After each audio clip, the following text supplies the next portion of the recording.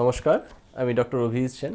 আমি consultant orthopaedic and joint replacement surgeon. তো আজকে আমরা যে টপিকটা নিয়ে কথা বলবো সেটা হলো conventional versus robotic joint replacement surgery. তো রোবোটিক জয়েন্ট রিপ্লেসমেন্ট সার্জারি আজকে খুবই একটা চর্চার ব্যাপার।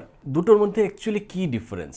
তো প্রথমে আমাকে জানতে হবে অ্যাকচুয়ালি নি রিপ্লেসমেন্টে কী হয়। তো নি রিপ্লেসমেন্টে আমরা ওরকম ফিমার বোনে একটা কম্পোনেন্ট ফিক্স করি, শিন বোন বা টিবিয়াতে একটা কম্পোনেন্ট ফিক্স করি এবং এর দুটোর মাঝে একটা ইনসার্ট বলে একটা highly cross link high molecular weight polyethylene থাকে। এই নি রিপ্লেসমেন্টের কিন্তু একটা লংজিভিটি আছে, সেটা কত বছর টিকবে। তো যদি খুব ভালোভাবে নি সার্জারি করা হয়, সেটা কি করে বুঝবো ভালোভাবে হয়েছে কিনা? নি রিপ্লেসমেন্টে আমরা আমাদের জয়েন্টের ভেতর যে লিগামেন্টগুলো থাকে সেগুলোকে আমরা এক্সারসাইজ করি, বাট জয়েন্টের বাইরে যে লিগামেন্ট থাকে সেইগুলো কিন্তু ইনট্যাক্ট থাকে। এবার এই দুদিকের লিগামেন্টে যে টেনশনিংটা সেটা কতটা ইকুয়াল আছে দুদিকে, তার উপরই কিন্তু নি রিপ্লেসমেন্টের লংজিভিটি ডিপেন্ড করে। যখন আমরা কনভেনশনাল নি রিপ্লেসমেন্ট করি তখন এই যে বোনগুলোকে ডিফারেন্ট শেপে কাটা হচ্ছে সেটা কিন্তু আমরা কিছু জিগ বলে কিছু গাইড থাকে তার মাধ্যমে কাটি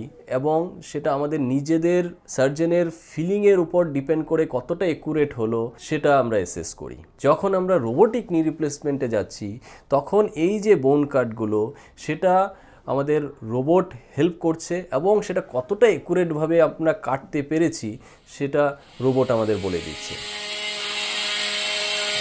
সেটা আমরা একদম মিলিমিটার লেভেলের একুরেসি পাই এবং নি রিপ্লেসমেন্টের কম্পোনেন্টগুলো বা ইমপ্লান্ট বসানোর পর দুদিকের লিগামেন্ট কতটা ইকুয়ালি স্ট্রেসড হয়েছে, কতটা ওয়েল ব্যালেন্সড হয়েছে, সেই মেজারমেন্টটাও কিন্তু রোবট আমাকে বলে দিচ্ছে। রোবোটিক নি রিপ্লেসমেন্ট টেকনিক্যালি ভাবলে খুবই একুরেট একটা সার্জারি, বাট এখন অবধি যত স্টাডি হয়েছে শর্ট টার্মে দেখা গেছে রোবোটিক নি রিপ্লেসমেন্ট এবং কনভেনশনাল নি রিপ্লেসমেন্টের মধ্যে আউটকামের কোনো ডিফারেন্স নেই। রেদার কিছু কিছু ক্ষেত্রে কনভেনশনাল নি রিপ্লেসমেন্ট সুপিরিয়র থাকছে।